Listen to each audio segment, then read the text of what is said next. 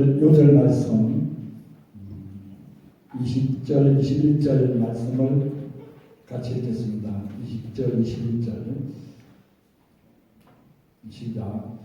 그 청년이 이르되 이 모든 것을 내가 지켜사오는데 아직도 무엇이 부족하니까? 예수께서 이르시되 내가 온전하고자 할진대 가서 내 소유를 팔아 가난한 자들에게 주라. 그리하면 하늘에서 보화가 내게 있으리라. 그리고 와서 나를 따르라 하시니. 이 청년의 질문, 무엇이 부족하니까? 라는 제목으로 오늘 말씀을 생각해 보겠습니다.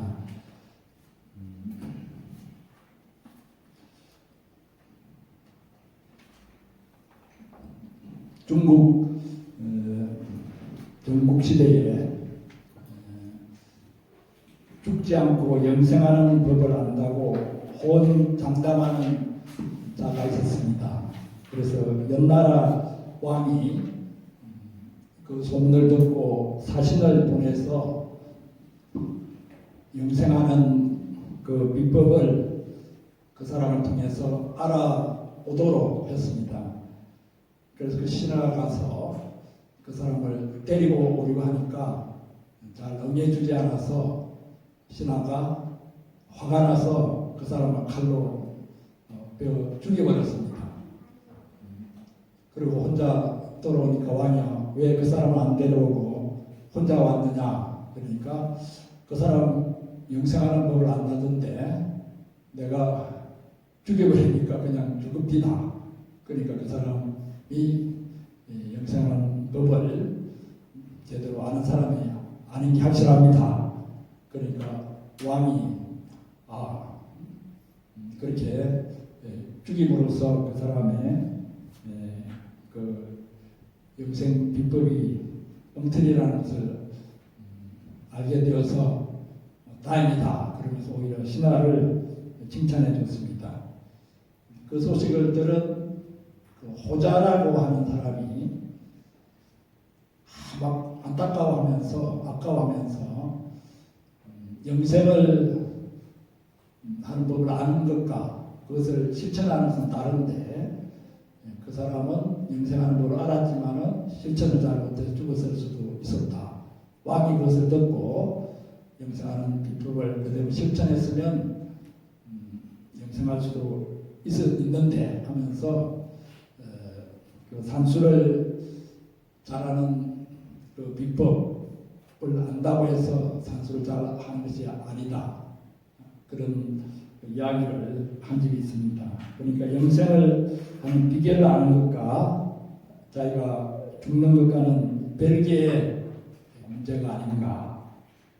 자기는 비록 죽었지만 그 영생의 비결을 다른 사람들이 가르쳐 주었다면은 영생할 수 있는 사람이 있을 수 있지 않은가. 그렇게 그자가 안타까워했다는 그러한 고사가 있습니다. 이와 같이 자고로 영생하는 비법에 대해서 사람들이 찾으려고 했고, 또 진시황제 같은 사람은 영원히 사는 불로초를 구하기 위해서 신하들을 양사박으로 파견하기도 했습니다. 오늘 본문에서도 어떻게 하면 영생을 얻으리까? 영생의 비결을 묻는 청년이 나옵니다.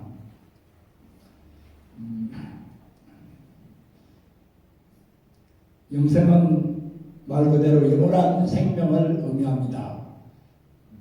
우리 인간은 수명이라고 하는 한정된 시간을 살고 이 세상을 떠나갑니다. 그런 현상을 죽음이라고 합니다. 죽음은 무엇보다 사랑하는 사람들과 이별을 초래하기 때문에 슬픕니다. 또 어떤 사람들은 죽음으로 인해서 세상의 아름다운 풍경을 더 이상 보지 못하는 것이 가장 마음이 아프다고 이야기합니다. 또 다른 사람들은 자신의 꿈을 이루지 못하고 죽기 때문에 안타깝다고 말합니다. 또 위대한 예술 작품들을 더 이상 감상하지 못하기 때문에 죽음이 슬프다고 말하는 사람들도 있습니다. 쾌락에 탐구하는 사람들은 죽으면 세상 쾌락을 즐길 수 없기 때문에 아쉽다고 말할 것입니다. 저도 1995년 10월경에 거의 죽음에 이르렀을 때 문득 내가 세계적인 명작 까라마조프가의 형제들 도스토옙스키의 그 소설을 한 중간쯤 읽었는데 그것을 다 읽지 못하고 죽는 것이 좀 안타깝다, 아쉽다 하는 생각을 하기도 했습니다. 사람들은 누구나 죽고 싶어 하지 않습니다. 자살하는 사람들도 사실은 살고 싶다고 하는 그러한 표현을 역설적으로 하고 있는 셈입니다. 그러나 우리는 단 한 번밖에 살 수 없고 죽음을 맞이할 수밖에 없는 유한한 존재입니다. 그래서 참을 수 없는 존재의 가비움을 쓴 밀란 쿤데라 하는 그 작품에서 우리가 단 한 번 인생을 살기 때문에 사실은 살지 않은 것과 같다. 그렇게 주인공 입을 통해서 말하고 있습니다. 한 번 인생을 살아보고 이것을 한번 해보고 이렇게 살면 안 되겠구나 하고 살 수 있는 기회가 더 이상 주어지지 않는다는 것입니다. 그래서 단 한 번밖에 살지 않기 때문에 사실은 살지 않은 것 같다. 그렇게 이야기를 하기도 했습니다. 옛날부터 아까도 이야기했지만 죽지 않는 비결을 찾아서 사람들이 애를 썼습니다. 지금은 의학을 비롯한 과학의 발달로 어떻게 하면 좀 더 수명을 연장할 것인가 하는 것을 연구하고 있습니다. 유전자의 비밀 같은 것들이 밝혀지면은 인간이 더욱 오래 사는 비결도 발견될지도 모르겠습니다. 또한 인간은 종교를 통해서 인간의 유한성을 극복하고 영원한 생명을 얻는 길을 찾습니다.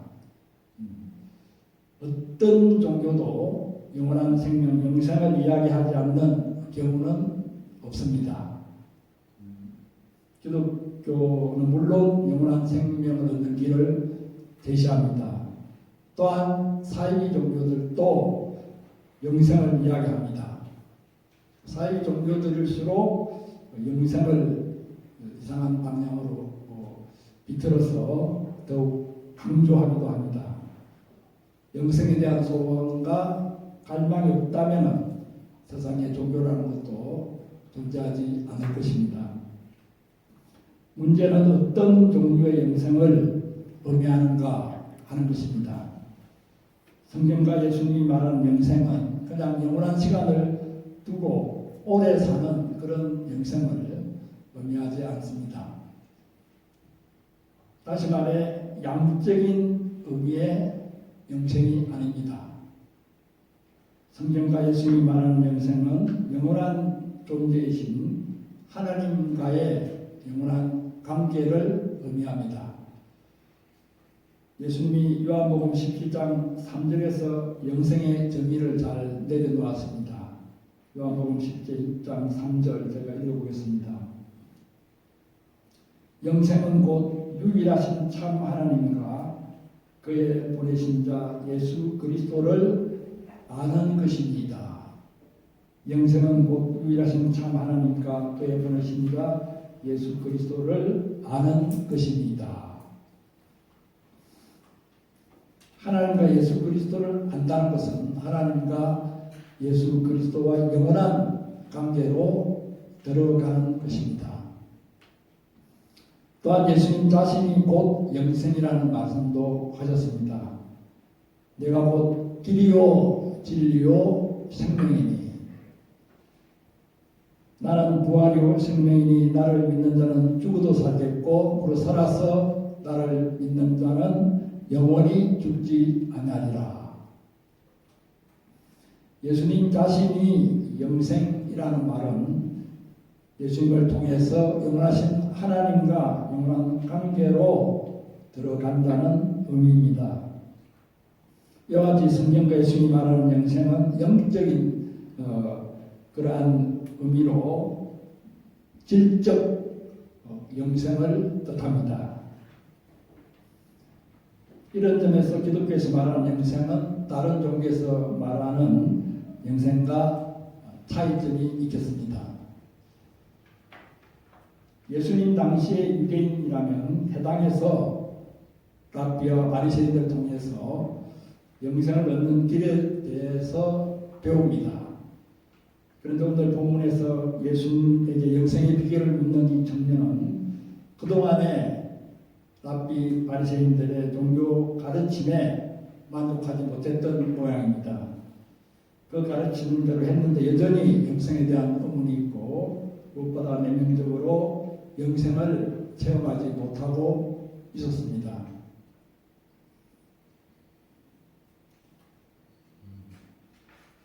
오늘 우리가 부른 찬송 436장에 보면은 영생을 맛보며 주 안에 살리라, 오늘도 내일도 주와 함께 살리라 하는 후렴구가 있습니다.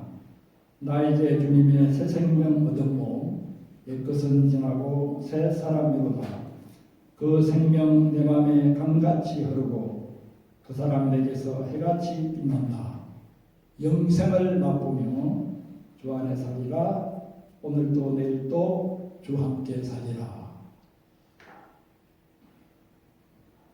그러나 이 본문의 청년은 영생을 얻기 위해서 열심히 노력을 했는데도 영생을 맛보지 못하는 상태 가운데 있었습니다. 그 답답함과 갈급함은 이루 말할 수 없었던 모양입니다.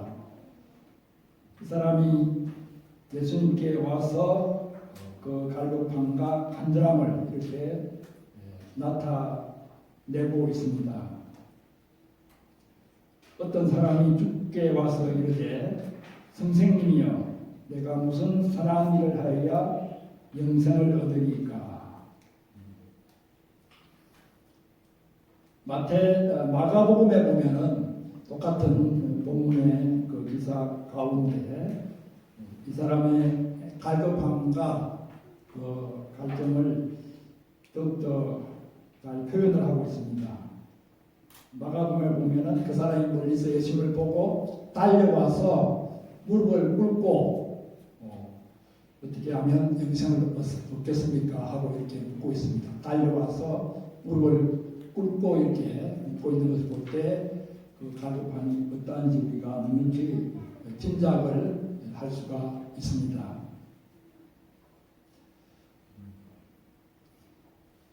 이 청년은 그동안 자기 마음에 사무쳐왔던, 들 마음에 품고 있었던 그러한 영적인 문제를 예수님에게 내어놓았습니다.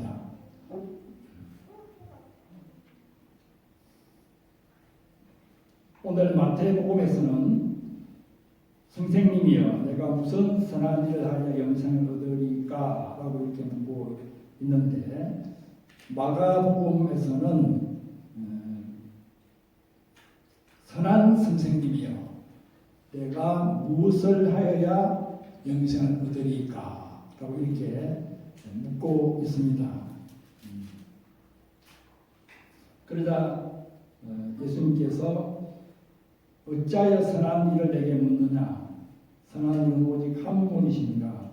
내가 생명에 들어가면 계명들을 지키라. 그러니까 마태복음에서는 무슨 선한 일을 하여야 영생을 얻으리까? 물으니까 예수님께서 어찌하여 선한 일을 내게 묻느냐? 하고 이렇게 반문을 했습니다. 마가복음에서는 선한 선생님이여라고 이 청년이 이야기하자 예수님께서 어찌하여 나를 선하다 일컫느냐 그렇게 방문하셨습니다. 그리고 오늘 본문에서는 선한 이는 오직 한 분이십니다. 있는데 마가복음에서도 똑같은 말씀, 하나님 한 분 외에는 선한 이가 없느니라. 선한 선생님이라고 할 때도 어찌하여 나를 선하다 하느냐, 무슨 선한 일을 할까요? 라고 물었을 때 어찌하여 선한 일을 내게 묻느냐 라고 이 사람이 선하다고 하는 그 표현에 대해서 예수님께서 반문하고 있는 것을 볼 수가 있습니다. 왜 이런 반문을 하고 있겠습니까?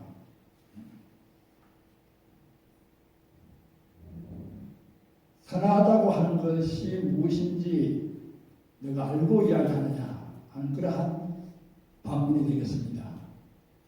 그리고 선의 기준은 오직 하나님에게 있다라고 하는 의미가 담겨 있습니다.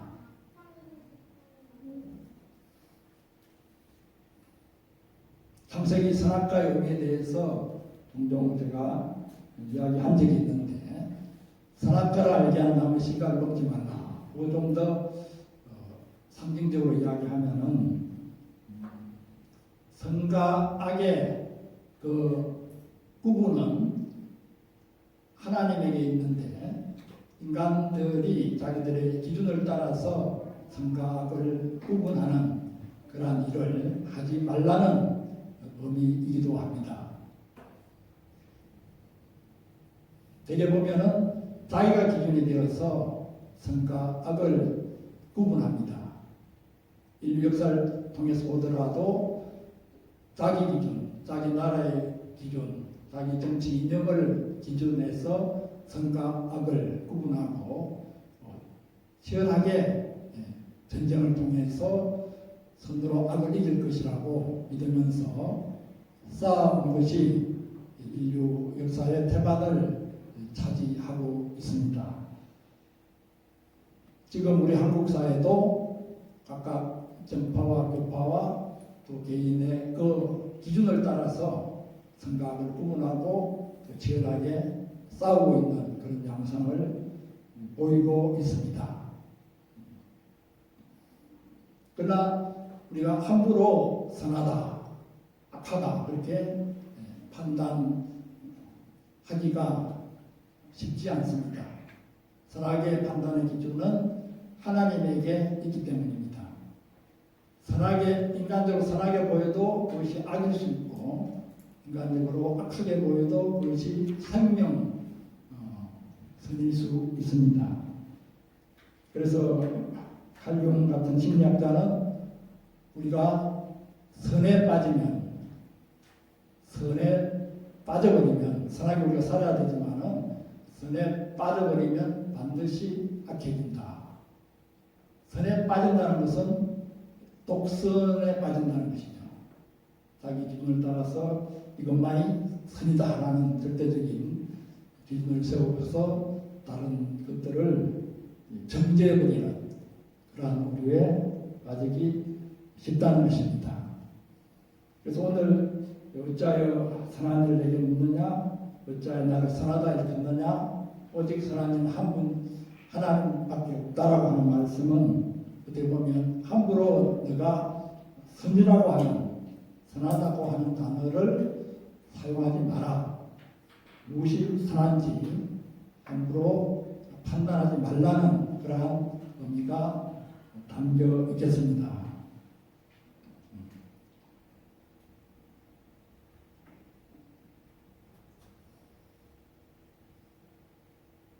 그 다음 이 청년이 무슨 선하게 하여 영생을 얻으리까? 라고 하다 예수님께서 생명에 들어가려면 계명들을 지키라.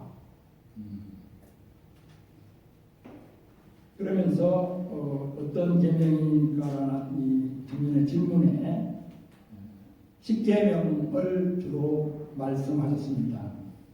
살인하지 말라, 간음하지 말라, 도둑질하지 말라, 거짓 증언하지 말라, 내 부모를 공경하라, 내 이웃을 내 자신같이 사랑하라 하신 것입니다.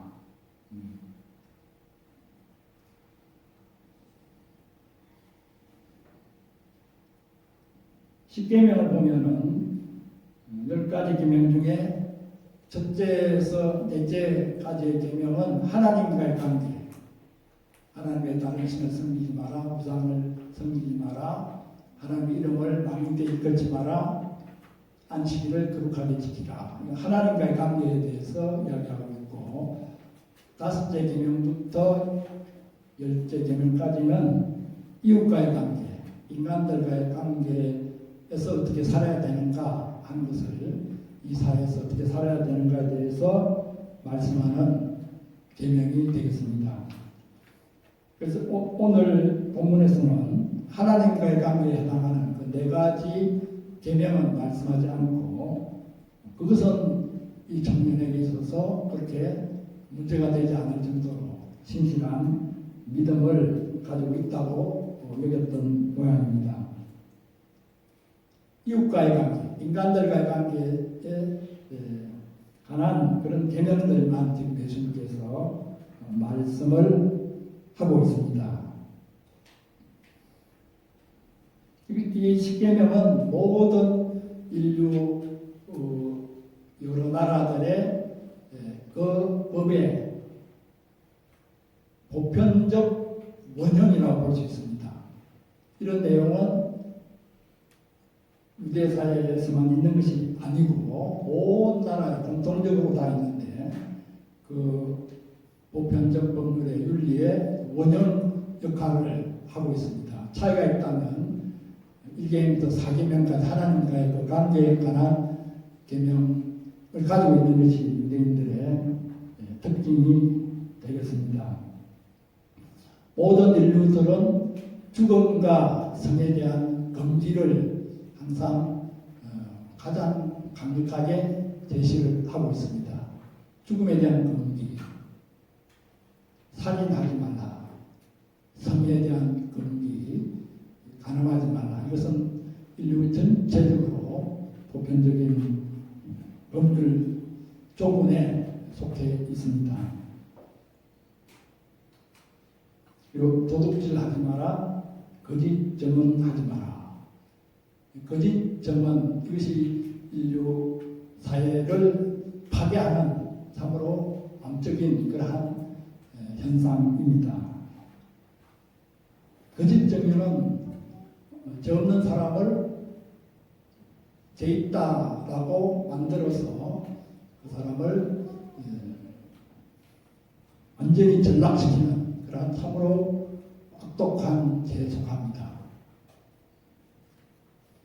우리 정치사를 보더라도 거짓 증언으로 말미암아, 또 거짓 증언을 강요함으로 말미암아 죄 없는 사람을 죄 있다라고 정죄하고, 억울한 감옥에서 20년, 30년 살게 하기도 하고 몇 년을 살게 하기도 하는 그런 악독한 죄를 범해온 것을 보게 됩니다. 저는 보안사라고 하는 책을 읽으면서 큰 충격을 받은 적이 있는데, 보안사, 제일교포가 한국에 와서 평범한 시민으로 살아가고 있는데 어떻게 간첩으로 조작되는가 하는 그 과정을 정말 충격적으로 그린 책입니다. 지금도 아마 저를 구할 수 있을 것입니다. 보안사.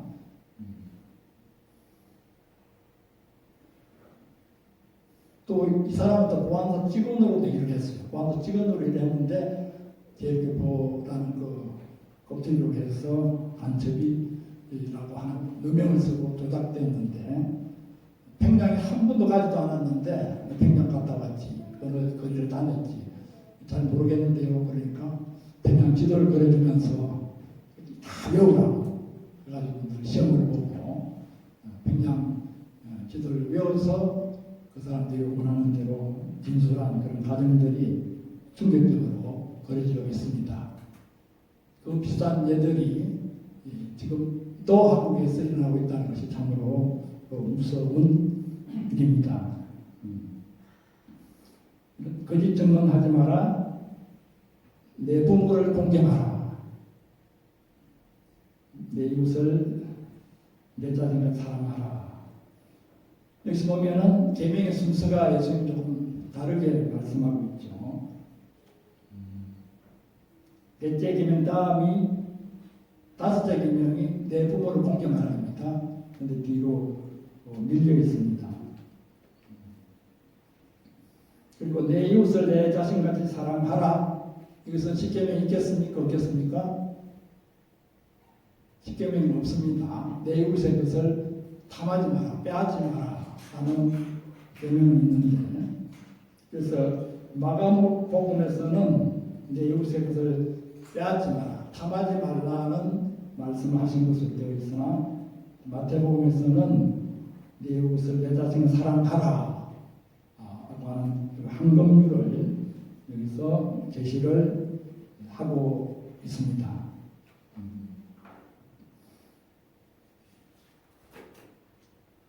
그러자 그 청년은 이 모든 것을 내가 지켰습니다. 아직도 무엇이 부족합니까? 라고 이렇게 묻고 있습니다.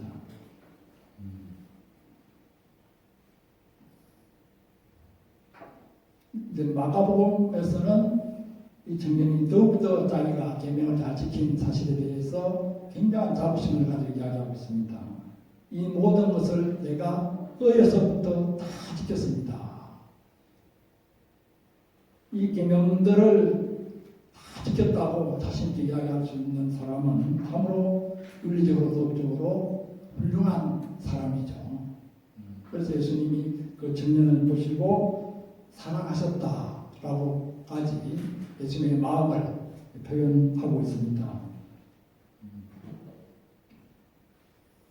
그때 마가복음에서는 네가 그런 자부심을 가지고 다 지키는 것을 이야기하고 있는데, 그러나 한 가지 부족한 것이 있다. 한 가지 부족한 것이 있다 하시면서 오늘 말씀을 주셨습니다. 그런데 오늘 마태복음에서는 아직도 무엇이 부족합니까? 라고 이 청년이 예수님에게 부족한 점을 묻고 있고, 예수님께서 그 부족한 점들에 대해서 내가 온전하고 날진데 이러이러한 걸 하라고 말씀하고 있습니다.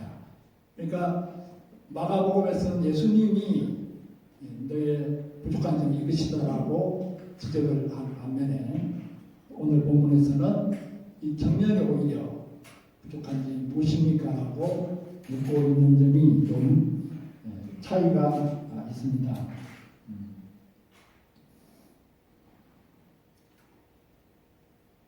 이 사람은 하여튼 자기가 이러한 계명들을 다 지켰다고 생각할 만큼 윤리적으로 도덕적으로 거의 완성된 그러한 사람입니다. 그래도 마음 가운데 뭔가 부족해서 예수님께로 나왔습니다. 어떻게 보면은 인간으로서는 거의 높은 수준에 이른 윤리도덕적 면에서 볼 때에 높은 수준에 이른 사람임에 틀림없습니다.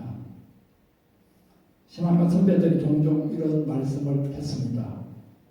먼저 사람이 되고 나서 신자가 되도록 하라. 먼저 사람이 되어야 신자도 되는 겁니다.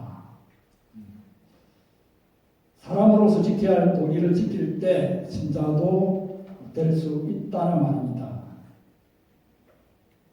어떤 작가는 인간에 대한 예의라고 하는 제목으로 소설을 쓰기도 했습니다. 우리가 신앙을 떠나서 인간적으로 기본적으로 지켜야 할 예의가 있습니다. 유교에서 말하는 상강 오륜도 그러한 예의를 총론적으로 제시하고 있습니다. 그런데 요즘 신자들을 보면 자기 신앙에 대한 고집으로 말미암아 그 뜨거운 종교적 신념으로 말미암아 인간으로서 지켜야 할 도리를 저버리는 경우가 많이 있습니다. 어느 가정이나 어느 사회나 어느 단체나 연장자가 있고 선배가 있고 지도자가 있는데 그게 따르는 예의가 있고 지켜야 할 질서가 있습니다. 교회도 마찬가지일 것입니다. 우리가 사람으로서 지켜야 할 도리를 지켜보려고 할 때, 정말 사람다운 사람이 되어보려고 할 때 비로소 우리가 얼마나 부족한가 느끼게 되고, 왜 신자가 되어야 하는지 그때 비로소 더욱더 깨닫게 됩니다. 신자가 된다고 하는 것도 다른 것이 아닙니다. 신자가 된다는 것은 사람으로서 지켜야 할 도리를 좀 더 지킬 줄 아는 자가 되는 것입니다. 내 의지로 되기 힘들었는데 하나님께서 주시는 성령의 힘으로 또 변화된 성품으로 사람다운 사람이 되는 것입니다.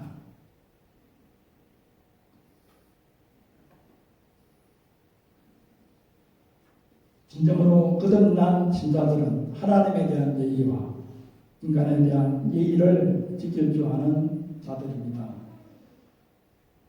이 사람은, 이 청년은 도덕적으로, 종교적으로도 온전한 삶을 살기에 누구보다 자기를 절제하고 잘 관리해 왔습니다. 늘 긴장하며 살았습니다. 사람의 도리를 기본적으로 지키며 또 예의를 갖추면서 계명들을 잘 지키고 있었지만 영생에 대한 질문 또 영적 갈증은 해결하지 못해서 주님께 왔던 것입니다.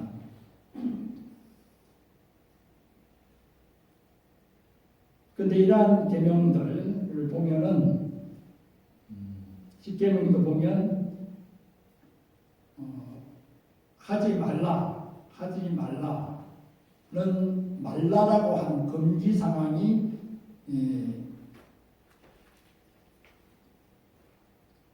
제법 많이 나옵니다. 10계명 한번 그 성경 명기 다 볼까요? 말라가 몇 번 나오고 있죠? 주지 말라, 우상을 만들지 말라, 남에게 부르지 말라, 살인하지 말라, 간음하지 말라, 도둑질하지 말라, 거짓 증거하지 말라, 탐내지 말라. 그러니까 10계명 중에 8개의 계명이 하지 말라라는 계명으로 되어 있죠. 금기 명령되어 있죠. 적극적으로 하라라고 하는 계명은 딱 2가지입니다. 안식일을 기억하여 거룩하게 지키라. 내 부모를 공경하라. 그 2가지가 하라라는 계명으로 되어 있고 8개의 계명이 하지 말라로 되어 있습니다. 그래서 하지 말라. 그러니까 이 청년은 소극적으로 남에게 해를 끼치지 않는 방향으로 살아왔습니다. 하지 않는 방향으로.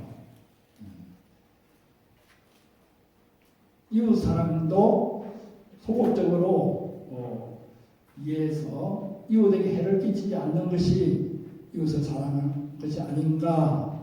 그런 면에서는 어느 정도 이 사람이 그 계명을 지켜왔다고 볼 수 있습니다. 그래서 어떤 교우와 이야기를 하는데 자기는 그렇게 선한 일을 해보지도 못했고 그런 의욕도 없는데 다만 이웃에게 해를 끼치지 않는 삶을 살려고 했다. 그것이 나로서는 신앙으로 생각하고 만족하고 있다. 이렇게 이야기를 한 적이 있습니다. 그 교우도 참 착한 교우인데 그런 면에서는 솔직한 면도 있다고 여겨집니다. 그런데 예수님께서는 아직도 무엇이 부족하니까 라고 그 질문에 대해서 내가 온전하고 다진데 참 훌륭하게 살았는데 좀 더 온전하고 다진데 내 소유를 팔아 가난한 자들에게 주라. 그래야만 하늘에서 도화가 내게 있으리라. 그리고 와서 나를 따르라. 이웃에 대해서 적극적인 그 희생과 사랑을 하라고 예수님께서는 말씀하고 있습니다. 이 청년은 그동안 소극적으로 하지 않음으로써 자신을 완성시키는 그런 방향으로 살아왔는데 이제는 적극적으로 사랑을 실천하고 베푸는 그런 일을 하라고 적극적인 방향 전환을 요구하고 계신 것입니다.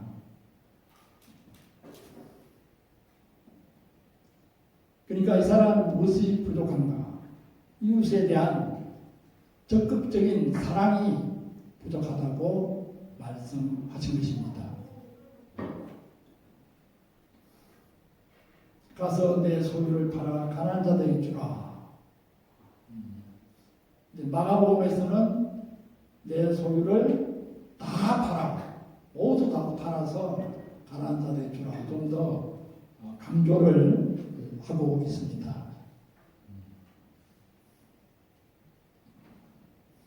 지금은 이 말을 들은 사람은 나이가 많은 사람입니까? 청년입니까? 청년이라고 그랬죠. 나이 많은 사람에게 이야기했다면 노후를 어떻게 살라고 그러느냐라고 반문을 할 수 있는데 이 사람은 청년입니다. 청년이 어마어마한 재산을 지금 가지고 있습니다. 그것은 아마 부모로부터 물려받은 상속으로 그렇게 큰 재산을 가졌을 것입니다. 다시 말하면 부모로부터 물려받은 그 엄청난 재산을 사회에 환원하라라는 뜻도 되겠습니다. 이 사람은 자신의 힘으로 재산을 모금시 않을 수 있습니다. 또한 그런 청년으로서 얼마든지 스스로 노력해서 재산을 모아갈 수도 있습니다. 정말 가난한 이웃에 대한 적극적인 사랑이 있다면 지금 있는 재산을 다 팔아서 가난한 자들에게 주어도 되는 젊은 나이입니다. 우리나라 가수 중에 김자문이라고 하는 개성적인 가수가 있습니다. 그런 모든 수입을 항상 기부를 해버립니다. 늘 자기는 무소유 상태로 두고 있습니다. 물론 또 그러면서 또 돈을 벌고 번 또 다 기부해버리고 그래서 무일푼으로 미국으로 유학을 가서 온갖 아르바이트를 하며 가난한 생활을 했는데 너무 어려운 생활을 하다 보니까 결국 정신과 치료를 받게 되었는데 그런 경제적인 문제 때문에 정신과 치료를 받은 것이 아니라 무대에 서지 않으면 금단현상이 나는 그런 무대병이라고 하는 그런 문제 때문에 정신과 치료를 받기도 했습니다.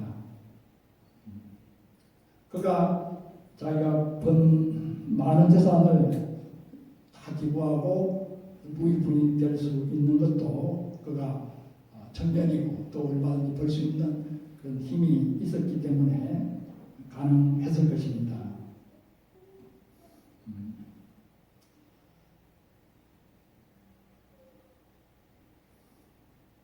그런데 이 청년에게 또 이렇게 말씀하고 있습니다. 그리하면 하늘에서 보화가 내게 있으리라. 그리하면 하늘에서 보화가 내게 있으리라. 결코 손해보는 일이 아니라 너의 모든 재산보다도 더 귀한 하늘의 보화가 있을 것이다. 이 말씀은 마태복음에 나오는 천국 비유 말씀을 상기시킵니다. 우리가 한번 마태복음 13장 44절 이하의 말씀을 찾아서 보겠습니다.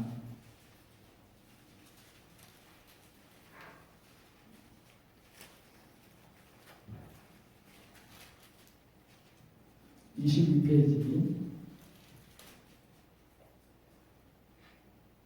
한 절씩 교독을 해보겠습니다. 천국은 마치 밭에 감춘 보화 같으니 사람 이를 발견한 후 숨겨두고 기뻐하며 돌아가서 자기 소유를 다 팔아 그 밭을 샀느니라.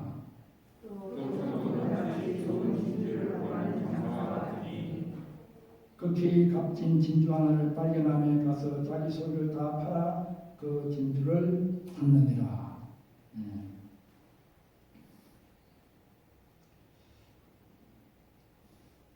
그리고 소유를 다 팔아 가난한 자들에게 주는 것으로 그치면 영생을 얻는 길과는 또 거리가 멉니다. 다 팔고 가난한 자들에게 주고 그리고 와서 나를 쫓아라. 여기에 영생의 비결이 있습니다. 나를 따르라. 나를 쫓아라. 나를 쫓아라.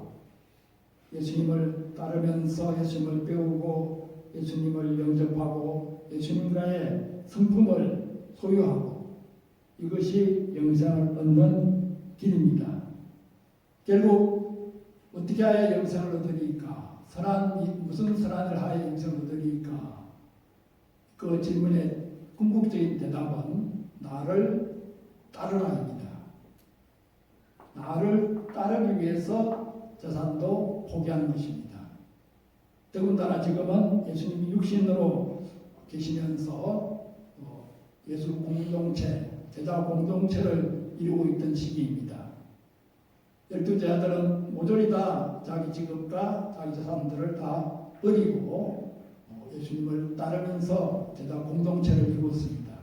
이 제자 공동체에 속하기 위해서는 이 청년도 사실은 문자 그대로 재산을 다 팔아서 가난한 자들에 주고 자기가 몸이 되어서 예수님을 따라야만 했던 것입니다.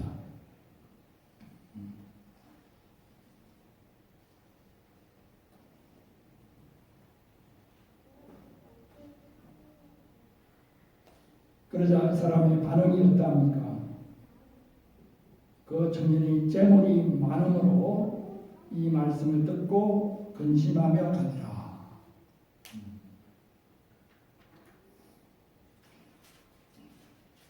이 청년은 그동안에 자기가 도덕적으로 훌륭한 그런 삶을 살아왔고 또 하나님 축복을 많이 받아서 또 재물도 많고 그런 중에 그 위에 뭔가 하나를 더 얹어서 완전한 인간이 되기를 영생을 얻기를 바라고 예수님이 나왔는데 예수님께서는 내가 지금까지 이루어온 것, 지금까지 가지고 있는 것, 지금까지 큰 자부심을 가지고 있던 그 모든 것을 포기하고 예수 나를 살아, 하늘의 보아인 나를 살아, 나를 따르라 그렇게 말씀하신 것입니다.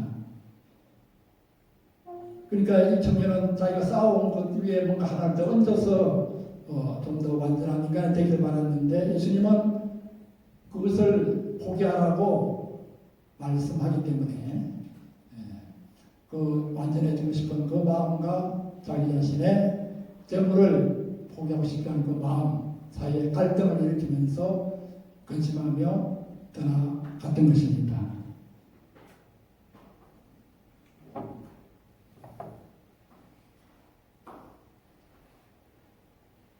내 소유를 팔아 가난한 자에 주라.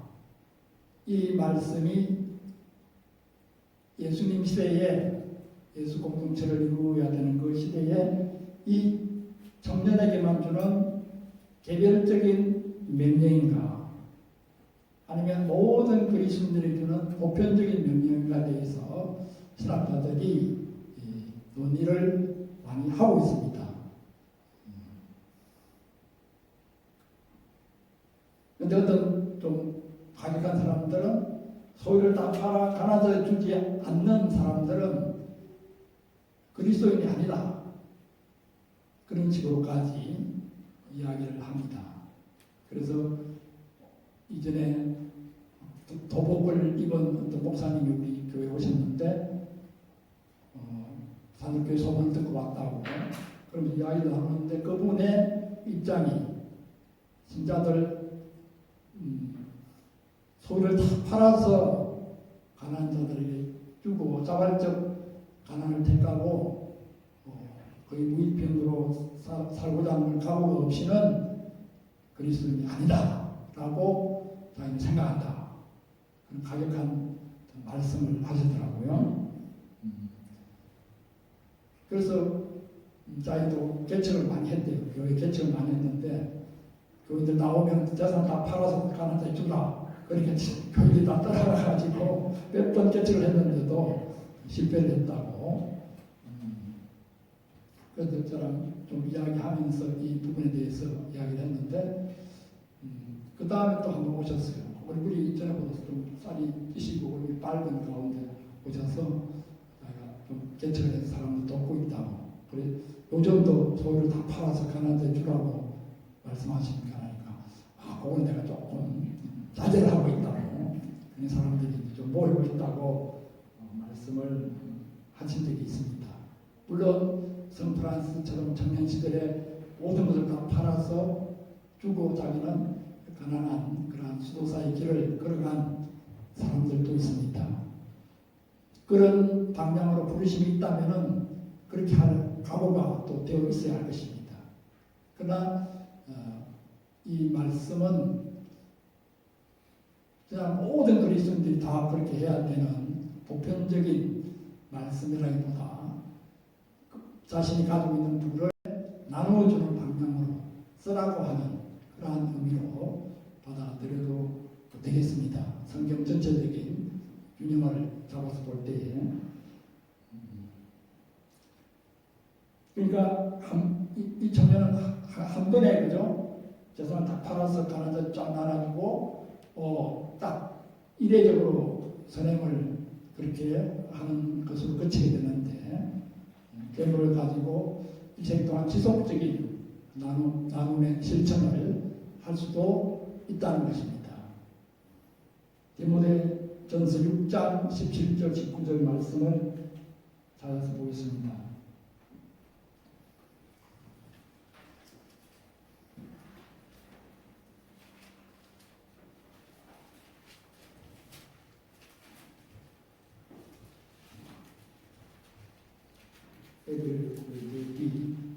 디모데전서 6장 17절 19절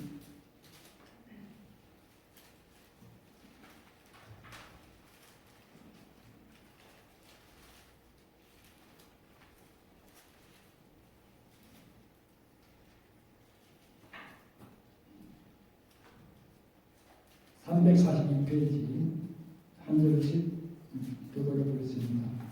19절까지.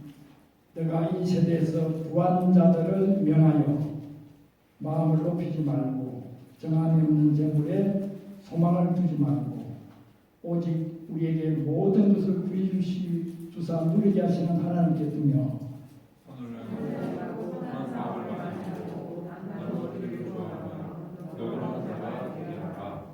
이것이 장래의 자기를 위하여 좋은 틀을 쌓아 참된 생명을 취하는 것이니라. 참된 생명, 영생을 취하는 것이니라.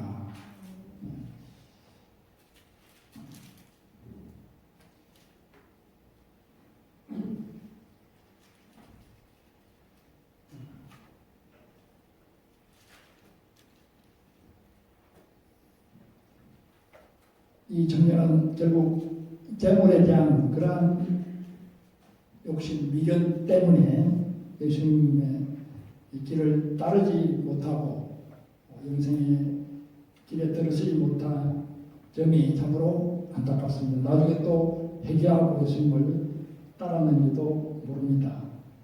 또 재물에 대한 미련 때문에 영생을 맛보는 충만한 신앙생활을 하지 못했습니다. 또한 재물에 대한 미련 때문에 신앙 성장이 멈추고 말았다는 것은 정말 안타까운 아까운 일입니다.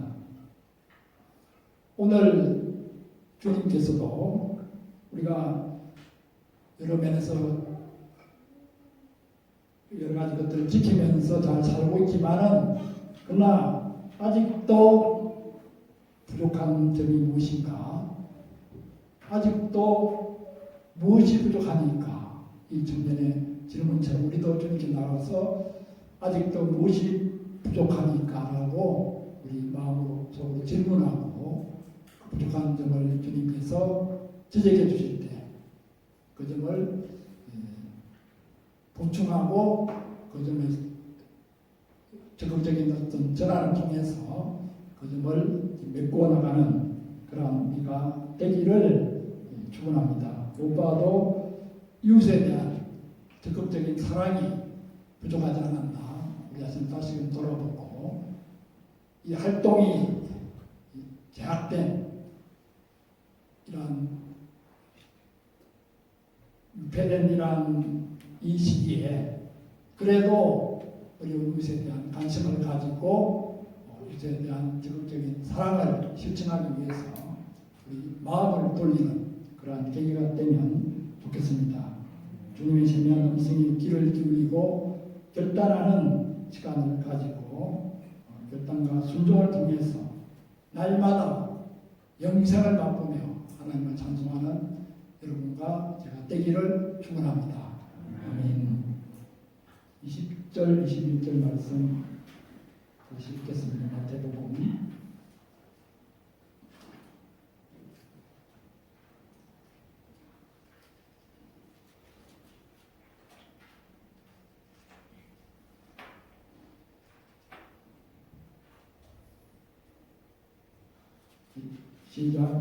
'그 청년이 이르되 이 모든 것을 내가 지켜 사오니 아직도 무엇이 부족하나이까. 예수께서 이르시되 내가 온전하다 하시는데 그 속에 따라와 가난한 자들에게 주라. 그래야만 하늘에서 보아가 내게 있으리라. 그리고 와서 나를 따르라 하시니.